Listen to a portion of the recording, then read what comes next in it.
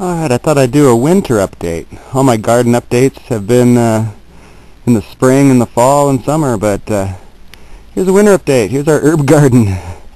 But now I'll walk around and show you everything, how we do in the winter.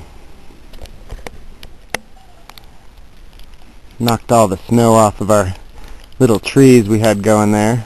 Don't want them to fold over. Took the top off the gazebo. That's going to be our quail aviary in the spring. And I'm going to have to shovel the snow off my roof, I guess. Hopefully none of these branches collapse. This male goat has been sleeping in the feeder.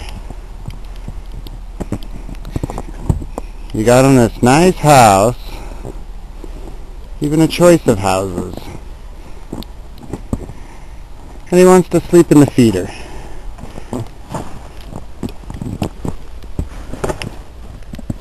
Maybe I made the feeder too nice.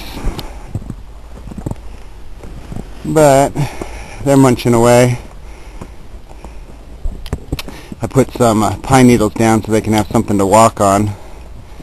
And can't really see it right now, but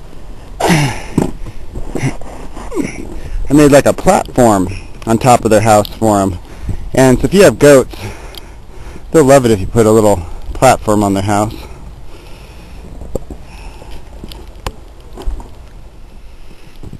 The raven's doing alright.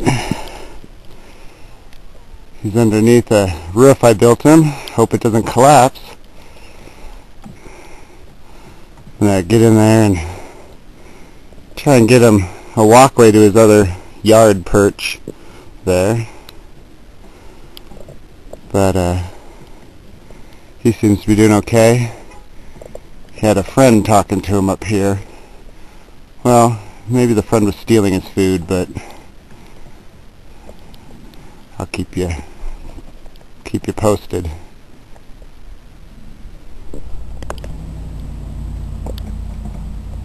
I don't think Heckle likes the snow. That's him practicing to fly. He does that when he's practicing to fly. But there's his house he can go in. Have to dig that out. In the greenhouse, all our cold crop sprouts are coming up nicely. But I need to push the snow off of there. You can see it's sagging down.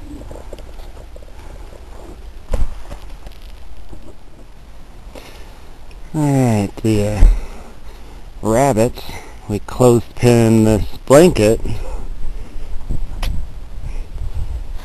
And they're doing just fine in there. Those are socks on their water bottles. I don't know that it helps any, but the main problem with them, their water bottles freeze. The metal nipples on it freeze.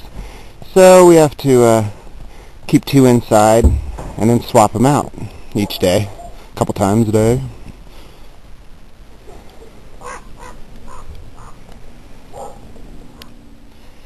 The cold crops we have growing in this cloche here in this pot, they seem to be doing pretty good. That's not too bad of an idea. When you got a tree that's bowing like this, I've got to knock that snow off or that'll kill that tree.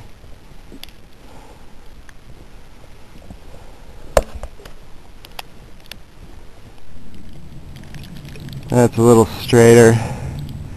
I have to keep my eye on it. Now that it's sideways, it'll catch more snow pushing it sideways.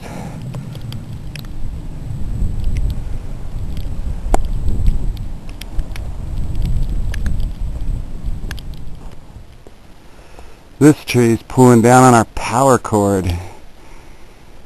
That electrical cable. Well, I'll shake that one off too. Chickasaw plum tree, knocking the snow off of it. It's a new addition to our fruit trees. You can tell it's not cherry tree because of the little spikies on it and where the fruit grows. And it hybridizes with the American plum, and it grows from little root suckers like an aspen tree. So that's a good tree for a climate like this.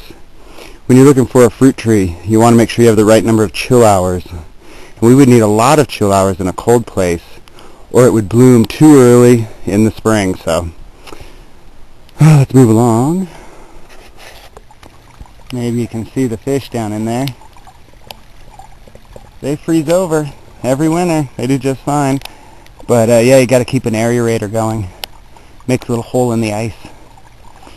Some people also put a inflatable ball in there that can move around and keep the ice from freezing, at least in one spot, so gases can escape.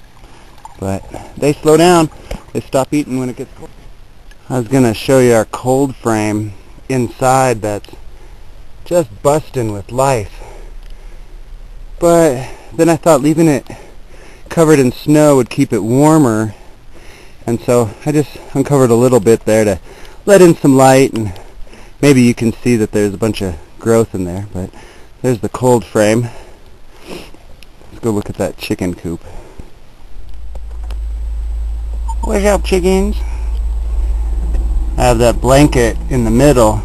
There's over a dozen chickens in here, and that way they can come by this light if they all want to huddle into a slightly warmer spot. Just regular feeders and water, since they're not going outside, but a little box for a lay box. But let's take a look. There's everybody else. So they're staying inside today apparently, and I just have a regular light bulb in there, not a heat lamp or anything.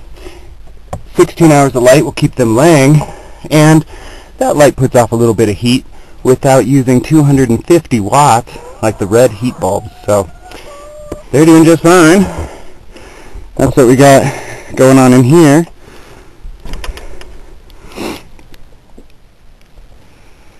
Built this roof to cover up my shed so it wouldn't collapse.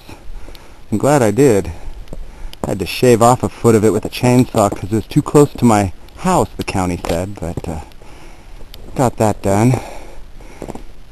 See what's going on in the goat house. Mama goat being nice. Well, she's letting her stay in here, so I guess Mama goat's being nice. I think mini alpines are the nicest, quietest goats.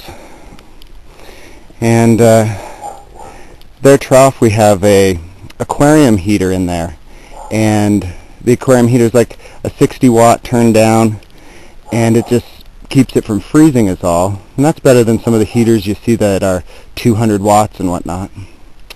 But let's keep moving on.